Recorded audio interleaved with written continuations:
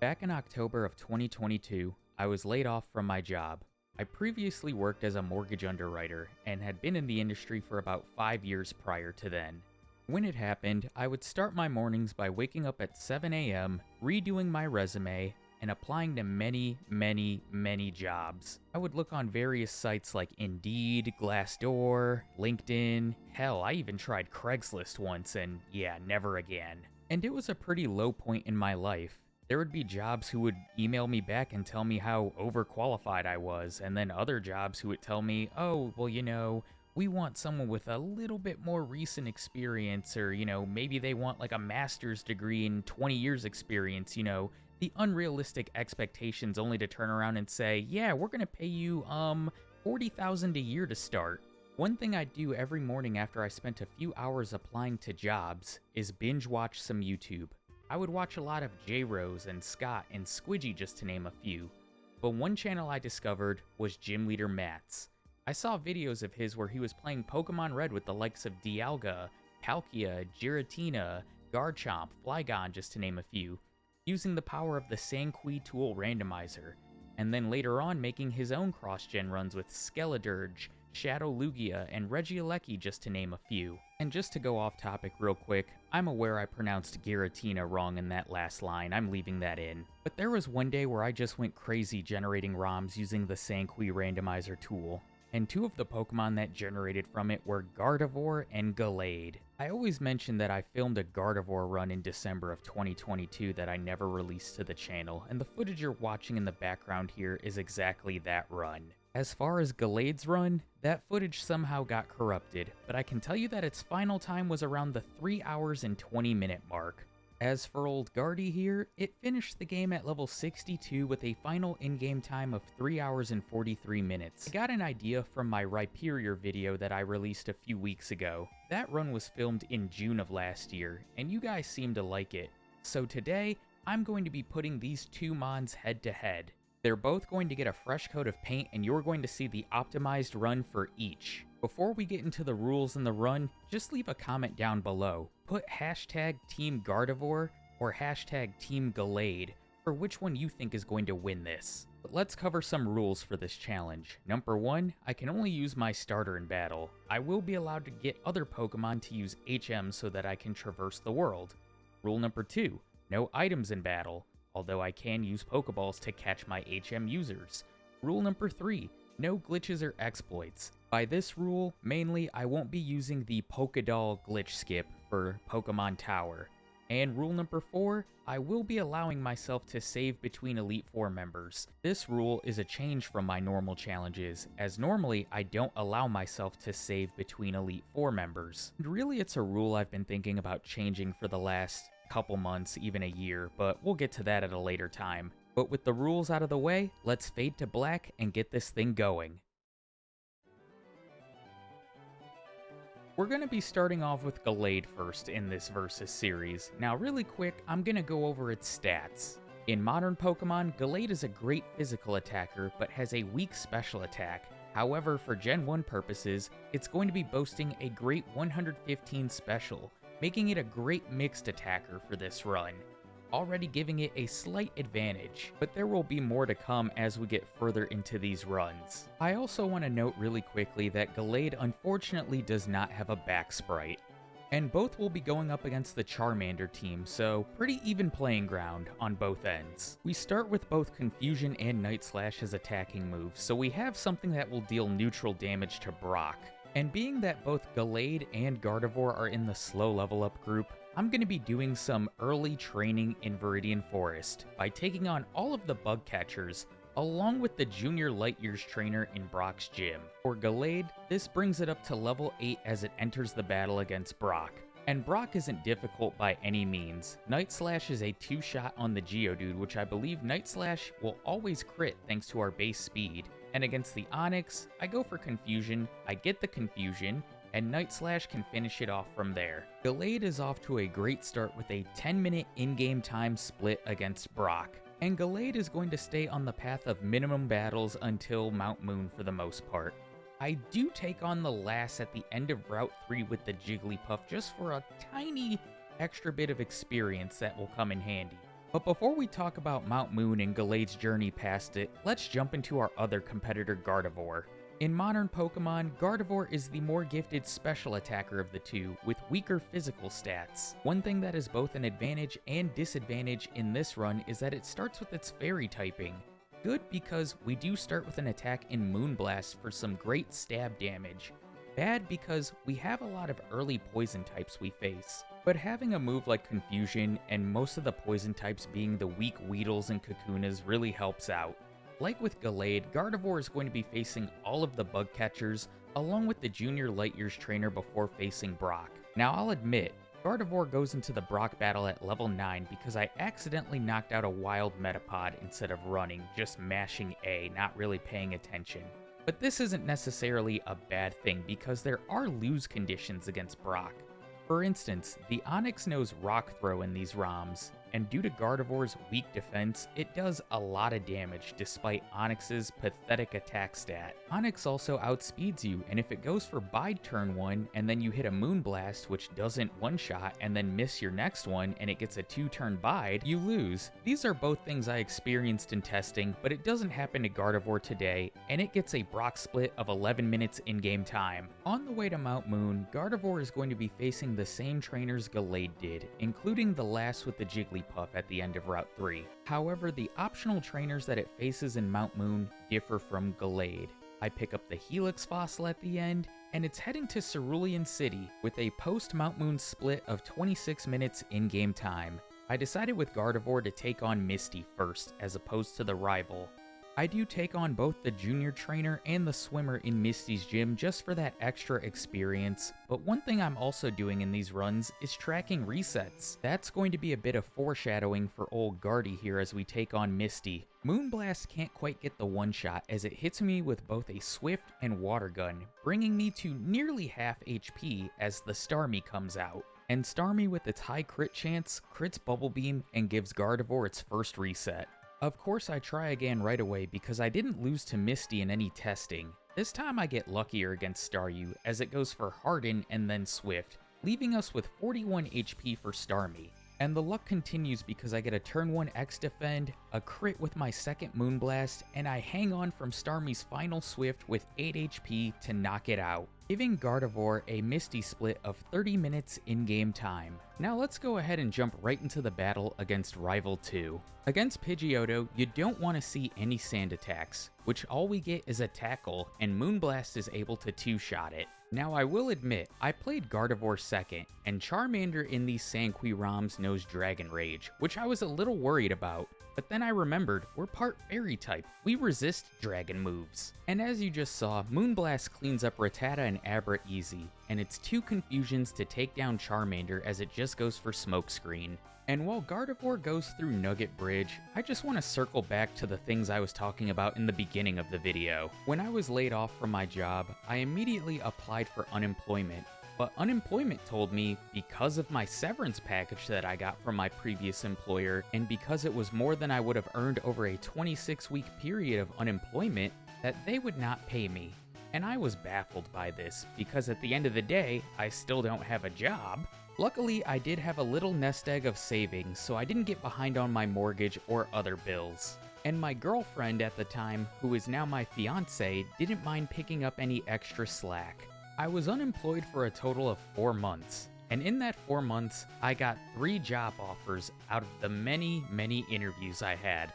The first offer I got was from a credit union near my house. I had originally applied to be a risk analyst, but they went with an internal candidate for that position and offered me his old job, which was a call center associate. I told them thanks but no thanks and continued my search. The second offer I got was from another local bank. I had verbally accepted this offer and was waiting on my background check among other things to come back. But during this time, I got another offer from another bank who was willing to pay about $15,000 more annually, at the cost of working every weekend. At the time, $15,000 extra annually seemed like a fair trade-off to be working every Saturday. But as we all know, things that were told in the interview doesn't mean it's true. The recruiter told me that getting weekends off wouldn't be a problem. However, once I got in, I was told I was only allowed 4 Saturdays off a year. This is frustrating because I'm getting married this summer and I need 2 Saturdays off for my wedding and my honeymoon. But luckily for me, I'm starting a new job soon. So that's enough rambling about that, and let's just jump into the Rival 3 battle. Like against Rival 2, we don't want to see Sand Attack, which we don't because Moonblast one-shots Pidgeotto. At level 22, Gardevoir learned Magical Leaf, and this level is relevant because Gallade will also be learning a move at this level. But we'll talk more about Gallade when that time comes. Moonblast is able to tear through both Kadabra and Raticate, and against the Charmeleon, it's 2 Confusions to take it down. Before we jump back into Gallade's playthrough though, we're going to face Lieutenant Surge with Gardevoir because I'm going to go over some splits after Gallade completes him. Like in almost any run, Surge is not a problem. Moonblast will one-shot both the Voltorb and the Pikachu. It does have to Raichu, but then it just goes for Quick Attack. Remember, the movesets are different in these ROMs, and I knock it out the next turn. Gardevoir has a Surge split of 52 minutes in-game time, and the prize that we get, TM24 Thunderbolt, will be going on our moveset eventually. But let's check back in on our boy Gallade, who we left off in Mount Moon. Unlike Gardevoir, I face a few different trainers, like this super nerd here, along with the Raticate Rocket Grunt near the end of Mount Moon. We take the Dome Fossil with Gallade, and it too has a post-Mount Moon timestamp of 26 minutes in-game time. Just like Gardevoir, I'm going to be making a beeline to Misty and her gym. Gallade doesn't have any unlucky resets against Misty like Gardevoir did. Night Slash is able to 2-shot the Staryu, unless it uses Recover of course, which of course it does in this ROM. And Starmie, unlike in the Greninja video, actually takes super effective damage from Night Slash, and gets one-shot by it. Gallade gets by Misty with a in-game time split of 30 minutes, the same as Gardevoir, and just like Gardevoir, Gallade is going straight after Rival 2 next. I do have some worry after the Pidgeotto because it hits me with Tackle and Quick Attack, bringing me below 40 HP, which Charmander in this ROM has Dragon Rage. Night Slash can make quick work of both Abra and Rattata, but I just don't want to see a Dragon Rage from Charmander and get my first reset of the run. Night Slash nearly one-shots it, as I get a Smoke Screen, I miss followed by Ember, and then Night Slash hits to knock it out. And I'll try to be as quick and brief as possible with this next section for Gallade. Just like Gardevoir, it's able to cruise through Nugget Bridge, go minimum battles on the way to Bill's house. As I make my way to Vermilion, I mentioned that level 22 was key for Gallade. While Gardevoir got Magical Leaf at level 22, Gallade is going to get Slash. And while it's the same base power as Night Slash and will crit every time thanks to our base speed, it gives us more PP management and another attacking move. Even if I didn't have my shiny new toy in Slash, this trainer would pose no problems. Gallade heads into Vermilion City and it's gonna follow the same plan as Gardevoir. I'm actually going to skip getting Body Slam, but I am going to pick up the Gentleman Candy. He's going to jump right into the Rival 3 fight, and with our new shiny toy in Slash, this battle is no problem. Slash is able to one-shot his entire team. And the Slash show is going to continue against Lieutenant Surge. Like Gardevoir, Gallade can also learn Thunderbolt, but it's not going to go on our moveset. Both Voltorb and Pikachu go down to a Slash, and while Raichu barely hangs on, it only gets off a Quick Attack on me. Like Gardevoir, Gallade is clocking in with a 52-minute in-game time split against Surge. On the way to Rock Tunnel, both Gardevoir and Gallade go minimum battles. None of the trainers pose any threat within Rock Tunnel either, especially the self-destructing Hiker. He's defeated by both Gardevoir and Gallade on their first attempt. But why don't we dive into some data? And would you believe it, looking at the splits, when both Pokemon come out of Rock Tunnel, Gardevoir has a 1-minute lead. Now when we show the splits later on in the video as we get further on, I will be eliminating the Mount Moon and Rock Tunnel timestamp, and it's just to make room. We're going to show the split when we save outside of Lorelei's chamber and when we complete the champion later on. And I know this split screen isn't the best or cleanest looking, but the thing I had, the format kept like reverting itself and things weren't saving right, and I just got really frustrated and pissed. So I just put together this simple one. So why don't we go ahead and fade out of this and pick it back up with Gallade's playthrough. Actually, for this section, the Rocket Game Corner, I'm going to briefly cover both Pokemon. Both Gardevoir and Gallade are going to be picking up some high money items because I do have my eyes on a certain vitamin, which I'll get into once we do our Celadon shopping. As for Giovanni, he's no problem for both of these Pokemon. We still have Night Slash to deal neutral damage to both the Onix and the Rhyhorn, while Gardevoir has Magical Leaf for them. As for Kangaskhan, Gardevoir can take it out with 2 Moonblasts, while Gallade keeps up the Night Slash show. As far as vitamin buying goes, I'm going to be buying 4 Carbos with each Pokemon. This is going to be especially important for Gardevoir because there's a certain Pokemon we need to outspeed later, but I'll touch base on that when the time comes. Gallade is going to wrap up the Celadon shopping by buying a Soda Pop and then giving it to the little girl for TM48 Rock Slide. Gallade is going to wrap up business in Celadon by going straight to Erica's gym and taking her on. And although Slash is a 2-hit KO on all of her Pokemon, and I do get down to half health in this one, you really have no worry of losing this battle unless the Tangela and Vileplume crit you, which actually did happen to me when I was doing the test runs with these two, but it doesn't happen this time. Gallade is still 0 resets into this run. We're going to be heading to Pokemon Tower next, and the Rival 4 battle is very relevant, and you'll find out why. This would have been a good battle to teach Rock Slide because I'd have super effective damage against the Pidgeotto, Gyarados, and Charmeleon, but we're able to one-shot the first 2 Pokemon. Gyarados is a 2-hit with Slash, and thankfully Thrash doesn't do too much to me, but here's where level 31 is relevant. We learn Swords Dance. And this is where I felt like Gallade got a huge advantage in this race, because Gardevoir's only badge boosting move is Double Team, and I constantly flirt with that line of, if they learn it by level up, I should be able to use it. But also, it's a very broken move. I shouldn't use it. I should ban it. But I'm curious what you, as a viewer's take is. Do you think a Pokemon that learns Double Team or a move like Minimize by level up should be able to utilize it fairly? I have a feeling I'll have to use it for a Pokemon like Chansey or Clefable later on that I run. Let me know in the comments what your take is. After Pokemon Tower though, we have a choice of where to go next. Gallade is going to make a pit stop in Saffron City to pick up the TM for Psychic, which is going to make the next section of the game very easy for it, which is Cycling Road and Fuchsia City. I pick up a few optional battles here because the experience is very good from these bikers that have Weezings and Mucks on their team. There's also some with the Mankey and Primeape lines along with Machops and Machokes that give a decent experience yield. Once I arrive in Fuchsia City, I'm going to head immediately to the Safari Zone. I do pick up a protein that's along the way, just to give our mixed attacker a little extra pop. We're going to be hopping right into Koga's gym, and I pick up one extra battle against the Juggler with the level 38 Hypno, because he does 0 damage to me, and Night Slash is able to one-shot him, surprisingly.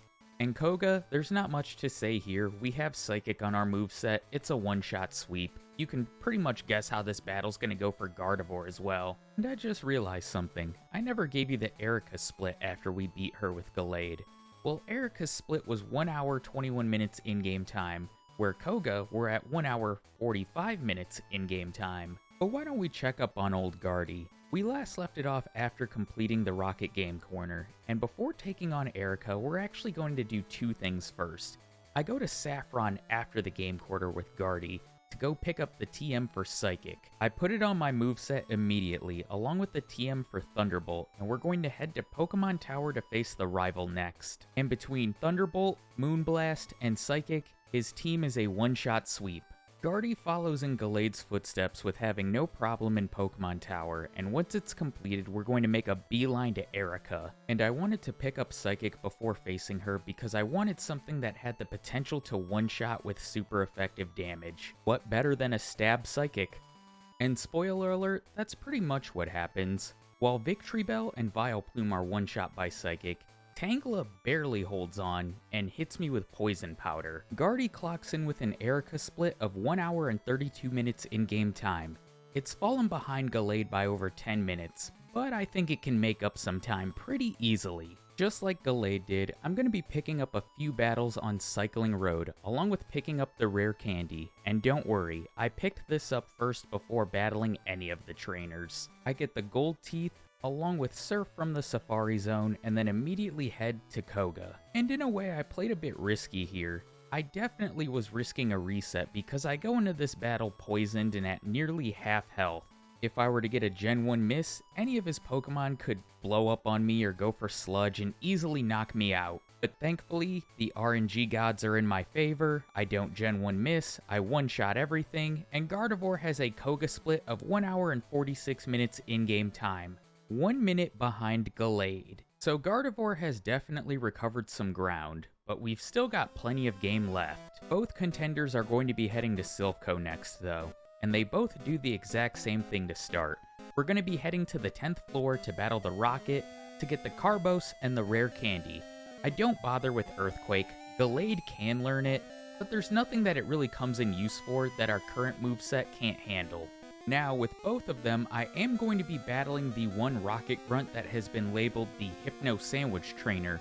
I was close to leveling up with Gallade, and I was hoping this trainer would give me the experience in order to level up, but I fall just short. With Rival 5 looming, I go ahead and put Rock Slide on Gallade's moveset. But let's hop back into Gardevoir's playthrough and see how the battle goes. With his Charmeleon now evolved into a Charizard, Thunderbolt is able to deal super effective damage to 3 out of his 5 Pokemon.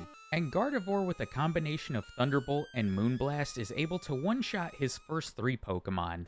While Alakazam does outspeed us, Moonblast is able to do over half and we get a special drop.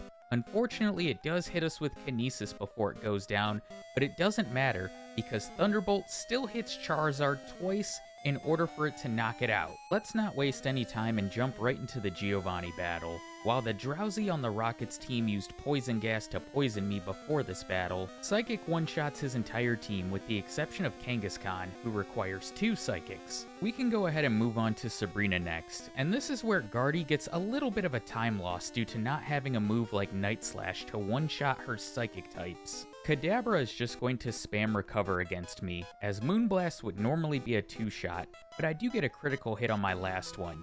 Moonblast will also 2-shot the Mr. Mime, and Psychic will 1-shot Venomoth.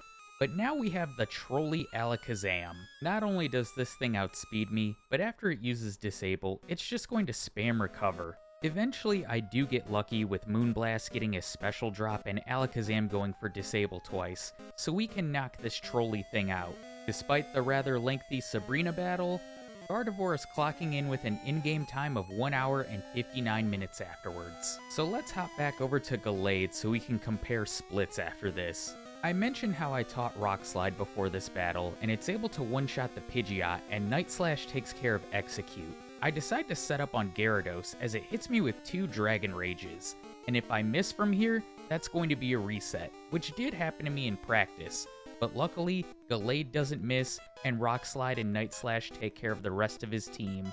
And just like it did for Gardevoir, Psychic makes Giovanni absolutely trivial. I do go for Night Slash on the Kangaskhan just because I do want to save my 2 remaining Psychic PPs for the Rhyhorn and the Nidoqueen. We can wrap up business by taking on Sabrina, which for Gallade and having Night Slash and Rock Slide, this battle goes a lot quicker. But if we take a look at the splits, you'll see that Gardevoir actually holds a slim lead by 2 minutes in-game time. And Gallade, while there has been some risky plays, has no resets to this point. Sure, Gardevoir has the one unlucky reset against Misty, but I didn't get any resets against a problem spot like Rival 5 in testing. And Rival 5 was a spot for both Pokemon where I found myself using candies in testing, but in these optimized runs, I didn't have to, which is great. But let's fade out and briefly touch on both of these Pokemon's journey to Cinnabar Island.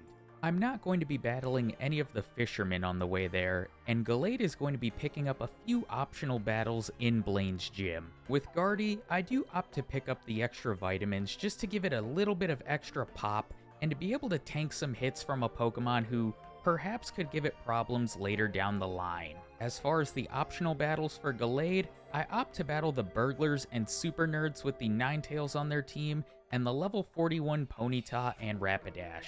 Which doesn't work out the best for Gallade because I go into the Blaine battle at nearly half HP and burned. I have to set up 2 Swords Dance on the Growlithe as it just spams agility. I miss my first Rock Slide on it, and I only have 3 remaining for his remaining 3 Pokemon, so I go for Night Slash to get the 2-shot.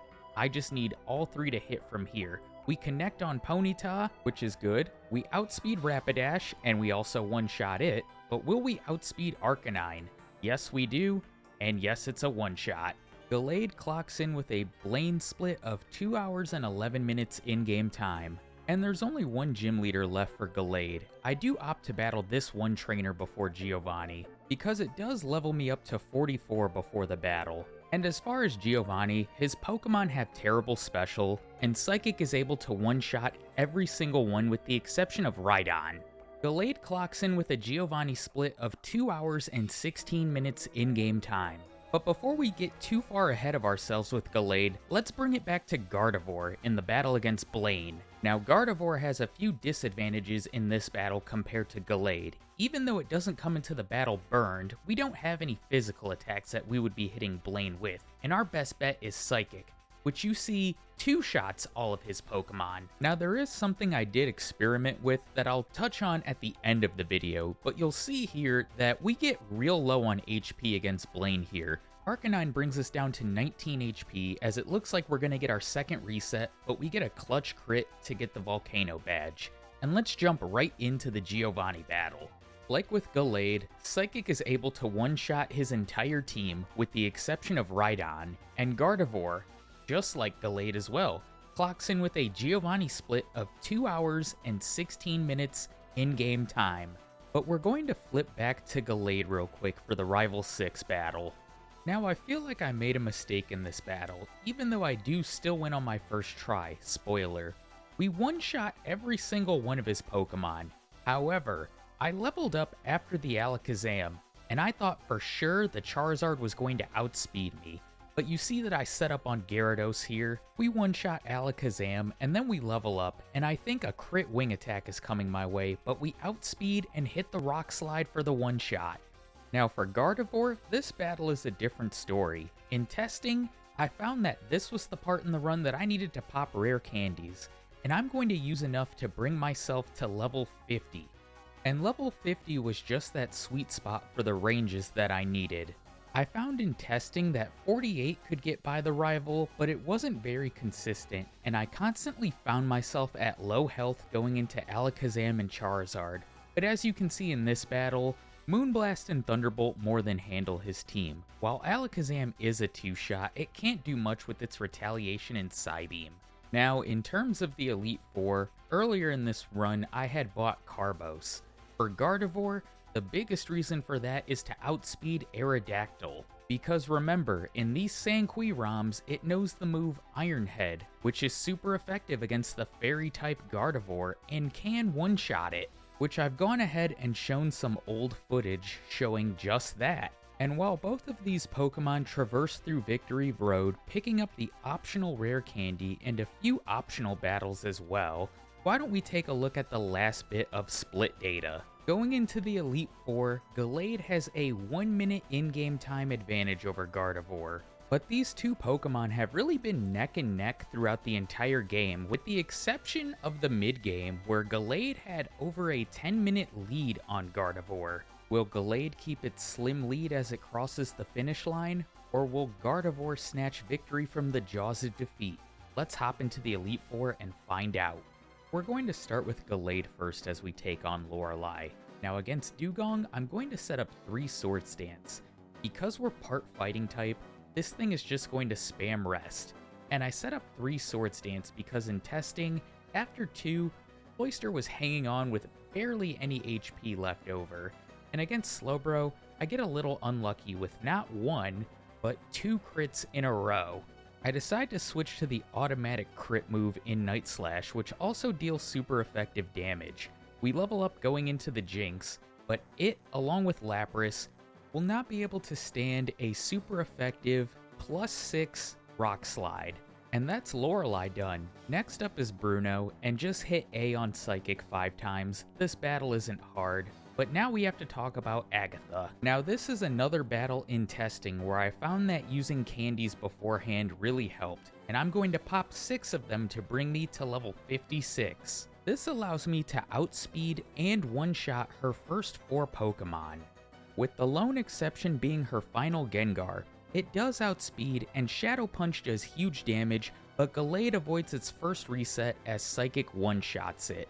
And now we have Lance. And while Gardevoir had an unlucky reset to Misty earlier on and Gallade avoided its first reset against Agatha, it doesn't avoid one here as Hydro Pump crits, knocking me out.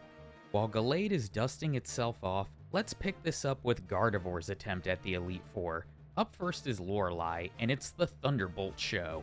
While Slowbro, Jinx, and Lapras are all 2-hit KOs, Slowbro doesn't do much damage to us, and we get a retroactive Super Potion on Jinx, who has the move Fake Tears in this game, which greatly lowers your special.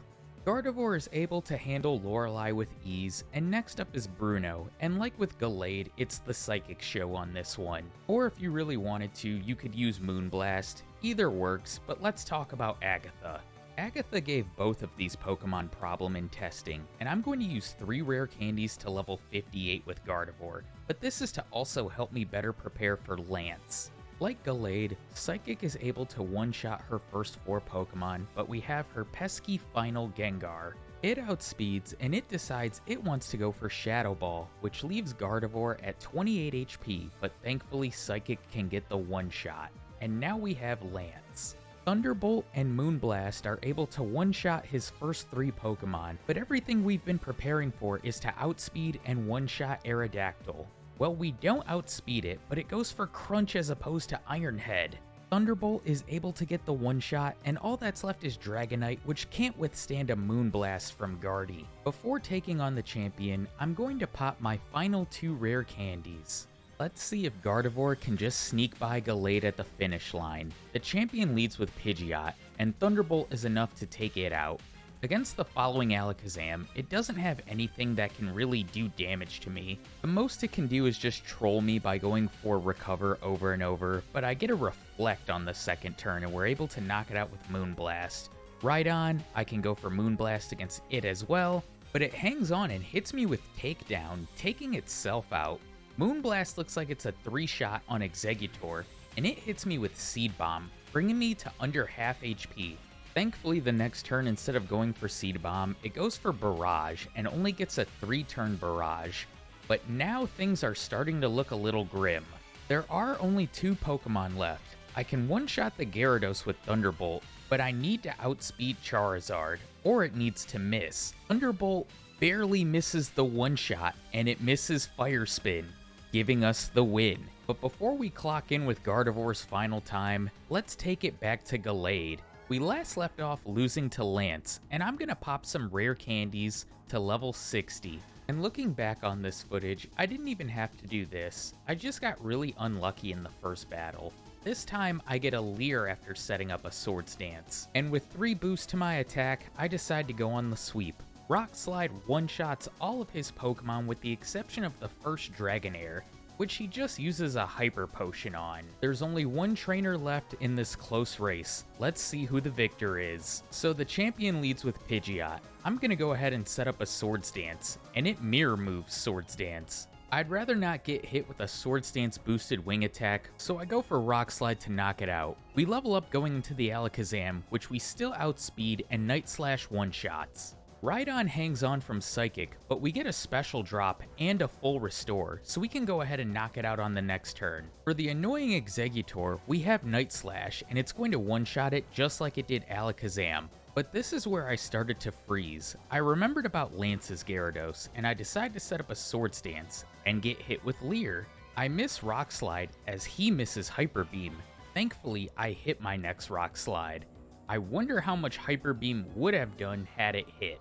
But Charizard is last, and we outspeed it, and it's 4 times weak to Rock Slide, and that is the run over for Gallade. Both of these Pokemon performed exceptionally well, and I'm glad I gave them a fresh coat of paint, but as you know, there can only be one winner. Gallade clocks in at level 61 with a final in-game time of 2 hours and 41 minutes. And as for Gardevoir, she clocks in at level 62 with a final in-game time of 2 hours and 42 minutes, with Gallade barely getting the victory. Now I will admit, I actually did another Gardevoir run, but I decided at level 31 to give it Amnesia, and I actually did 2 runs. There was one run I gave it Amnesia, and the other I gave it Growth. And I did this for a few reasons. The first was because I felt like Gallade got a huge advantage when it had Swords Dance on its moveset, since I didn't use Double Team at all with Guardy. So I wanted to give it its double badge boosting move, and I went with Growth on another run because, well, it's similar to Calm Mind in today's modern Pokemon. Anyway, the times in those runs, with Amnesia, I got as low as 2 hours and 30 minutes, and when using Growth, I was around the 2 hours 35, 2 hours 36 minute mark. As always, thank you for the continued support on the channel. This first versus video was fun. I actually have another in mind, but I want some tech to work first. I also think I'm ready to start doing some Black 2 runs on the channel, so look for those to come out towards the end of summer. I really wanted to get one out for my birthday next week, but I'm not going to be able to do that. And with my wedding coming up in July, I don't see myself really having the time to get one of those out, so look for one in August, I promise. I'll catch y'all in my next video. Take care.